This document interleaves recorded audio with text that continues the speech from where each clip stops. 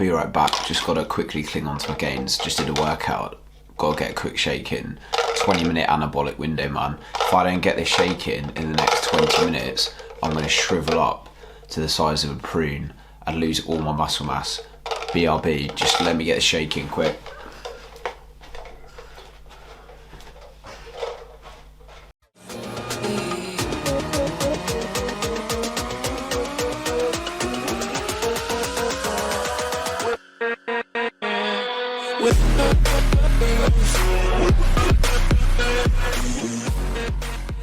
So you do not have to down a protein shake within 20 minutes of finishing a workout for fear of losing all of your gains. That's just not the case.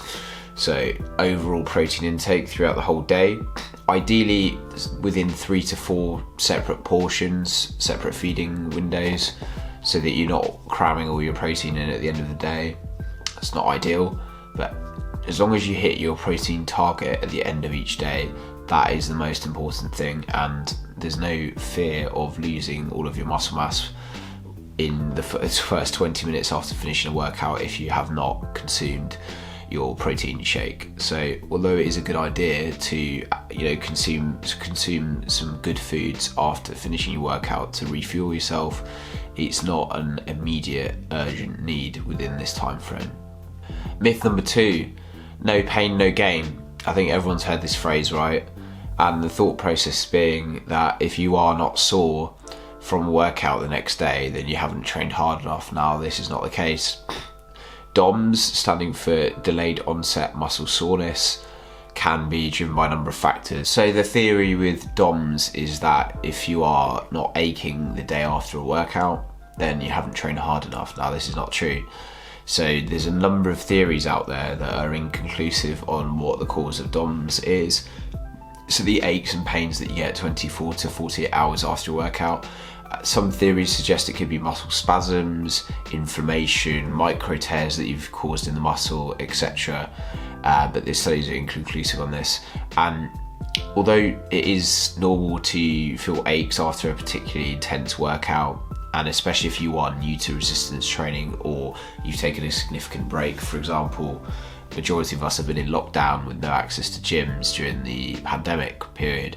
So if you've gone from body weight training at home to going back into the gym and the intensity of your training is going to come up massively, it's quite normal to experience the DOMS, the aches for the first week or two back, because your body has to adapt to the new stimulus again. So if you've had a break from your training or you're new to resistance training, it's perfectly normal to get the aching and the DOMS. So it usually subsides after a week or two, and as your body adjusts.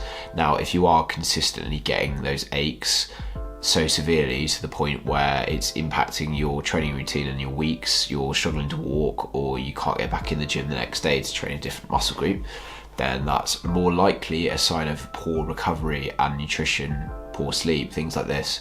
So focus on those factors, making sure that you are giving your body the opportunity to recover between workouts. Myth number 3, doing weights will make women bulky. Now, this is quite a common fear, I think generated by the media. I'm not sure where it's come from, but a lot of women worry that if they pick up weights that they are suddenly going to turn into Arnold Schwarzenegger overnight and sprout the biggest biceps you've ever seen. And this is just not possible genetically. So women naturally have a far lower level of testosterone compared to men, which is one of the most anabolic muscle growing hormones, right? So if you naturally have a lower level of testosterone as a woman, there's a limit to your genetic potential in terms of how much muscle mass you can put on naturally without the use of steroids or any supplements like that. And yeah, you cannot put on obscene amounts of muscle mass in a short period of time.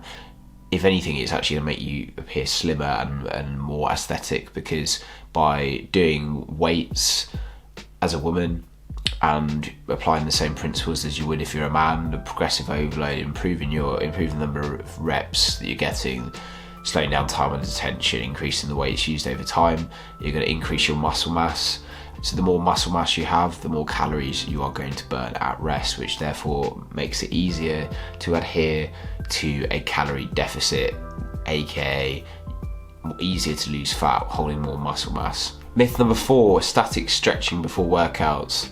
So people say that you always should stretch before a workout, and it really depends on the type of stretching they're referring to.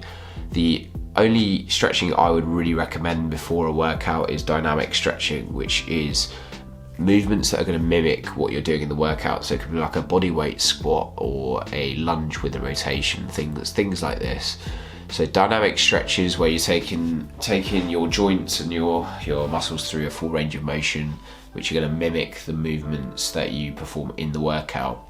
There are some studies to actually suggest that static stretching, so holding a position for 20 to 30 seconds, like a standing quadricep stretch or a hamstring stretch, things like that, these actually can impede power and performance during your session. So we don't want to be lengthening the muscles through static stretching before you go into your session. Leave the static stretching for at night or after your workouts, and dynamic stretching beforehand. Myth number 5, you can spot reduce body fat, i.e. decide where to lose body fat from. And this ties in with, the theory of doing loads of crunches or sit-ups to burn your belly fat, which is just not possible. So we cannot decide where we burn body fat from on our bodies, and this is going to be determined by a number of factors, in particular genetics. So women will naturally store more fat around their legs and their bum, breasts, areas like this, and men will naturally, on average, store more fat around their lower torso. And this will vary between individuals, but that's the general sort of differences between the genders. So you cannot choose to lose body fat from your lower abs before losing it on your arms or your chest, say, or whatever. The main thing is just to be patient, to adhere to a sustainable calorie deficit over a long period of time, and gradually you'll see the results that you're looking for. Myth number 6, I can just tone my muscles. So the word tone is sort of used in the media a lot in relation to female workouts and toning workouts and things like that. And I think the phrase, when women in particular say they want to be toned, they just mean a lean muscular physique. Now, all that's really referring to is losing the layer of body fat that is covering your abs, for example, in this case. So in order to see your abs, you need a sufficiently low enough body fat percentage such that there is no layer of fat covering the abs, and that therefore makes them more visible. So providing that you train your core sufficiently and you are providing the stimulus required in the gym to develop your overall physique, if you are adhering to a calorie deficit over time, you are going to lose weight and therefore some fat. And the only way to appear toned is to lose some fat. So you need to be in a calorie deficit to do this. So by losing some fat and prioritizing your resistance training and keeping your protein intake high, this is going to maintain a optimal amount of muscle mass. Myth number 7, cardio is better for weight loss, and this is not the case at all. Ideally, you want to be doing a mix of weights and cardio. Cardio has so many benefits in terms of your cardiovascular health, improving the function of your lungs, your heart, and also it's just very vital to prevent the development of potential long-term health implications, stroke, cancer, etc. So you do need to be doing your cardiovascular training as well as your weight training, but a combination of the two is ideal. How you determine that split is really up to you and your personal preference, what you enjoy the most. Pick exercises that you enjoy, that's the main thing. Over the long period of time, weights will be superior to cardio because the more muscle mass you have, the more calories you will burn at rest, which therefore makes it easier to keep weight off in the long term. If you're doing endless cardio, you're going to get on this hamster wheel where you're chasing the calorie burn. Myth number 8, sweating is a good indicator of a really good workout. Now, this is not necessarily the case.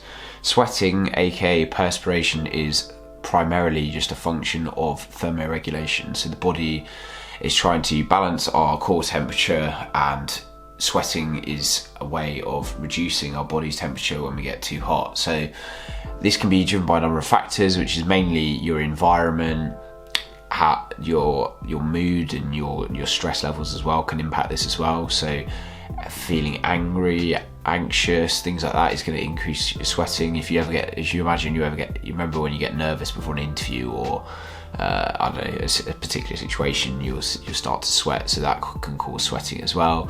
And yeah, it'll be a lot related to environmental cues such as the heat outside or the room that you're training in. So what are good indicators of a top workout? Well, mainly focusing on progressive overload. Did you lift more than you did for the same session last time? Have you increased the number of reps for the same number of sets? Have you increased your overall volume, so maybe the number of sets you're doing per exercise?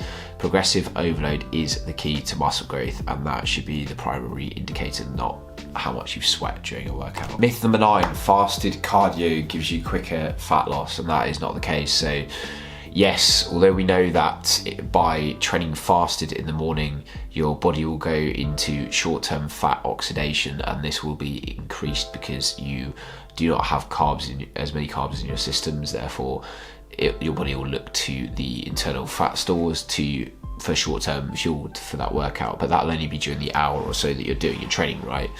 And short-term fat oxidation does not lead to quicker fat loss, because fat loss is 100% determined by whether you are in a calorie deficit. So the primary goal, if you're looking for fat loss results, should be establishing a consistent and sustainable and enjoyable diet that's going to give you a calorie deficit over a long period of time.